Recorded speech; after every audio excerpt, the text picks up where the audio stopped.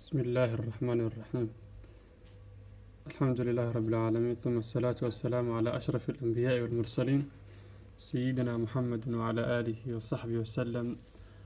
أما بعد، ولا ليال waxaad aragtaan waa qabow, waa baraf, waa nooc ka mid ah cadaabka. ummadda Soomaaliyeed waxa ay ku dhiban tahay kuna cadaaban tahay qurbaha meelaha uu ka da'o barafka.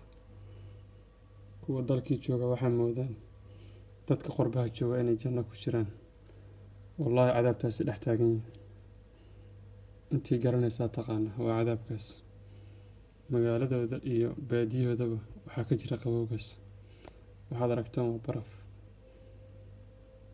maxaa Soomaali u diiday, maxaase noo diiday inaan dalkeena nabad ka dhigano, isku tashano, alla ka cabsano, aayaheenana mar walba aan ka fikirno.